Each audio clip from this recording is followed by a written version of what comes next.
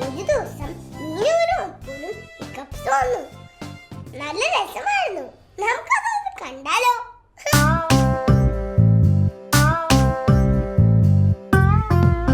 Hiccups.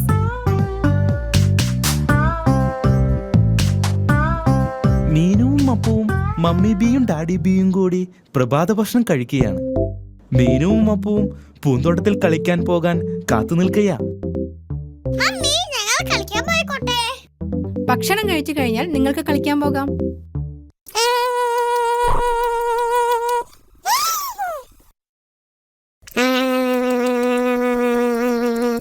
Appu ഇത്ര വേഗത്തിൽ juice കുടിക്കല്ലേ?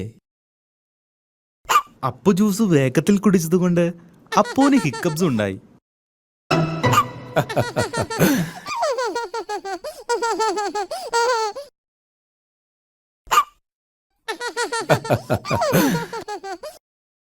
ഇത് ഞങ്ങൾ പൊക്കോട്ടെ?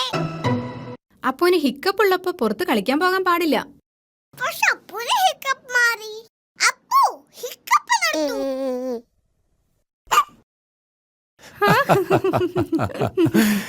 ശരി, നിങ്ങൾ കളിക്കാൻ പൊക്കോളൂ. പക്ഷെ അപ്പുവിനെ നോക്കിക്കൊള്ളാം കേട്ടോ. മീനുവിനും അപ്പുവിനും പൂന്തോട്ടത്തിൽ കളിക്കാൻ വളരെ ഇഷ്ടമാണ്.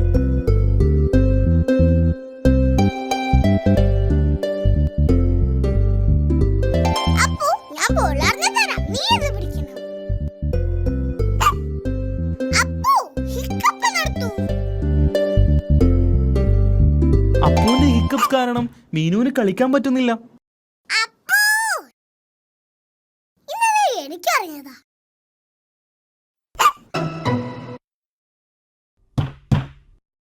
അപ്പു, എനിക്കറിയാം നിന്റെ ഹിക്കപ്പ് എങ്ങനെ മാറ്റണമെന്ന്. ഇനി നീ ഞാൻ പറയുന്ന പോലെ ചെയ്യണം. നീ നിന്റെ തലയും വയറും തിരുമണം.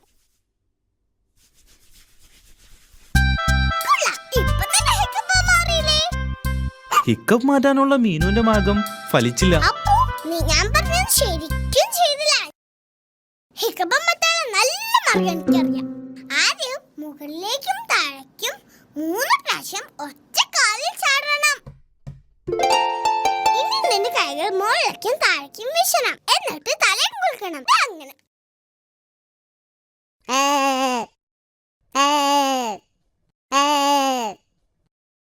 ഇനി നിന്റെ കണ്ണൊന്ന് അടയ്ക്കണം. എന്നിട്ട് 3 പ്രാവശ്യം തിരിയണം.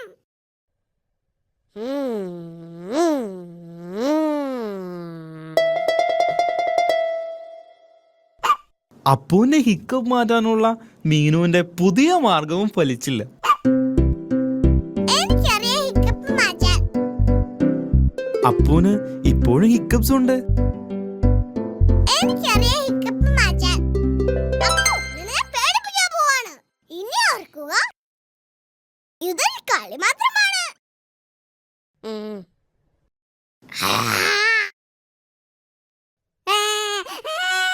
മീനു, അവൻ കൊച്ചുകുട്ടിയല്ലേ? ഇങ്ങനെയാണോ അവന്റെ കൂടെ കളിക്കുന്നേ? ക്ഷമിക്കണം, ഞാൻ അവന്റെ ഹിക്കപ്പ് മാറ്റാൻ നോക്കിയതാ. അപ്പുവിന്റെ ഹിക്കപ്പ് മാറി.